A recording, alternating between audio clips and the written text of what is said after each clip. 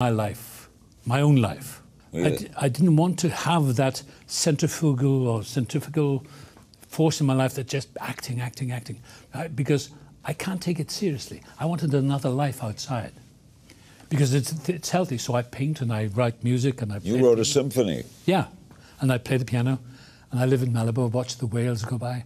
I just like to have a full life, but I still enjoy acting. Ever regretted anything?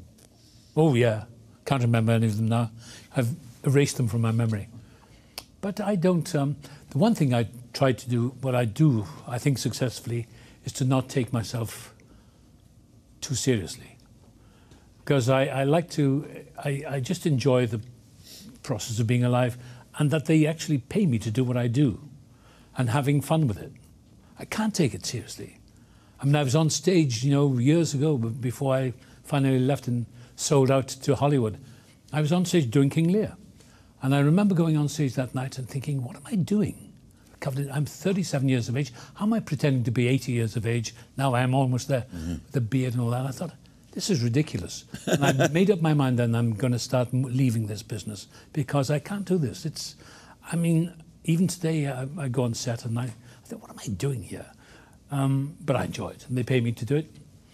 So my thing is to not take it too seriously. You write symphonies. I write music, yeah. Have you always done that? Since my marriage with Stella, I've always composed, but I've never had anything played for an orchestra. So she said to me, why don't you write it and orchestrate it? So I did. I orchestrated the whole piece through a friend of mine, and she sent it to Andre Rieu, the Dutch conductor. And I was in Mexico City some years ago, 5, 6 years ago, doing publicity on a movie, and the phone rang in my hotel room. It was Andre Rieu. I said, is this a joke? He said, no, your wife sent me the manuscript, the score. Would you like me to hear our rehearsal of it this morning? So he played a recording of the rehearsal. So we went to Holland within the next couple of months, and before 8,000 people sat there in the marketplace of Maastricht, and they played my song, The Waltz Goes On. Then I did 4 or 9 pieces for the Birmingham Symphony, symphonic pieces. So, well, how did that make you feel? Wonderful. Sitting in there in an audience, you know, sitting on the first day of rehearsal in the Birmingham Symphony, Michael Seal conducting. And he said, okay, everything okay? And I said, yeah.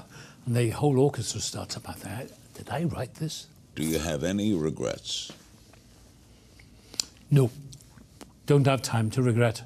We move on because we are acceptable for what we are, not what we think we should be. I'm accepted in myself by what I am, but not as I think I should be, because that's a lie. I'm a sinner. I'm an old sinner. I've done some bad things. I've done some good things. So, you know, you just forgive yourself and move on. In Joe Black, you played a man knowing he was going to die. That's right. Do you think about death? Yeah. All the time, really. But I don't dwell on it in a morbid way. I'm resigned. No, I'm accepting that I've reached an age now that, you know, could be any time. I hope I have many, many years to go. But I'm not scared of it. I'm not. This is all, to me, it's a dream within a dream, to quote Edgar Allan Poe. It's all a dream within a dream. My favourite quote is, "They are not long the days of wine and roses. Out of a misty dream, our path emerges for a while, then closes within the dream." Pretty good. I just can't believe I'm not going to exist. Well, we don't know, do we? So I'm too curious. Yeah. We are absorbed back into the elements, I guess. What do you think happens?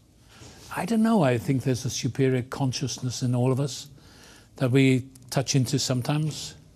I don't know if I believe in anything. I mean, I'm a deity, but I believe whatever that thing is that we talk about for centuries, I think it's just within us. I mean, remarkable things have happened in my life by just wishing or asking for something, for a bit of help. Yes, and I don't believe, I'm an agnostic, I guess. Is there any way you can help me or whatever? And there's something inside us that will respond, I believe. I really believe that. We have to make our lives, because life is tough. We have to believe in the power of life.